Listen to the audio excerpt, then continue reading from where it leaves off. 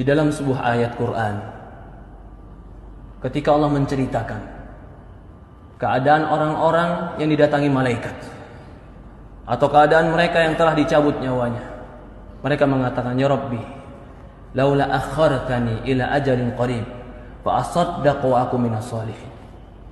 Ya Allah, ketika datang malaikat kepada dia ingin mencabut nyawanya, ketika dia sudah didudukkan dalam kuburannya, ketika itu yang dia minta kepada Allah cuma satu, Rabbi laula akhartani ila ajalin qarib.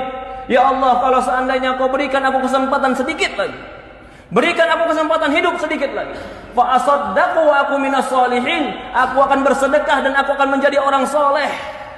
Dia minta kepada Allah bukan minta bertemu dengan istrinya, dia minta dengan Allah bukan minta dengan hartanya, tapi yang dia minta dengan Allah, ya Allah berikan aku kesempatan hidup sedikit saja, fa asaddaq, aku akan bersedekah, wa aku minas shalihin, dan aku akan menjadi orang soleh.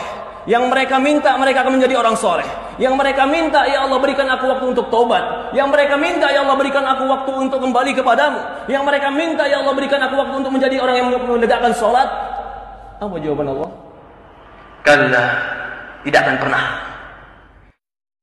Jika telah datang ajalnya, la yastaqdimuna sa'atan wa la yasta'khirun. Tidak akan pernah diakhirkan walaupun sesaat, dan tidak akan pernah dicepatkan walaupun sesaat. Inilah para ulama mengatakan, kesempatan hidup dalam ibadah itulah kesempatan yang terbaik. Ketika Allah berikan kita usia 30 tahun hidup, maka itu kesempatan yang terbaik.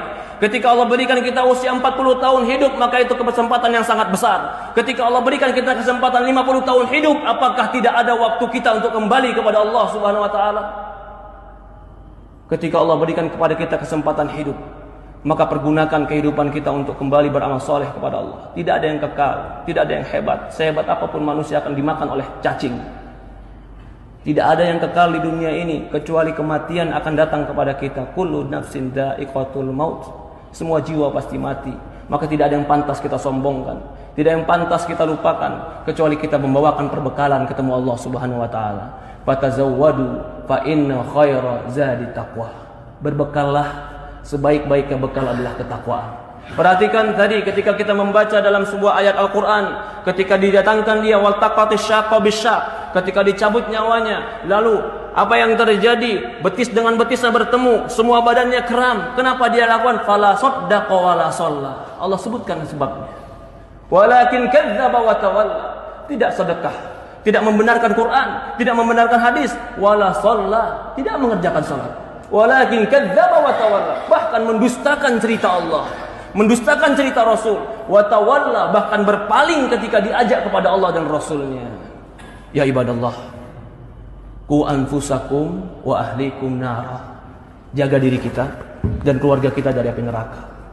Yang menceritakan ini semua adalah baginda Nabi kita Sayyidina Muhammad sallallahu alaihi wasallam. Shadiqul masduq, yang jujur, yang benar, yang diutus kepada kita untuk mengajarkan kepada kita ilmu agama. Semoga Allah Subhanahu wa taala berkahi kita. Semoga Allah Subhanahu wa taala memberikan kepada kita ketakwaan. Semoga Allah Subhanahu wa taala mematikan kita dalam husnul khatimah. Semoga Allah Subhanahu wa taala memberikan kita kekuatan untuk beramal saleh. Semoga Allah Subhanahu wa taala menolong kita untuk menjadi hamba-hamba yang bertobat.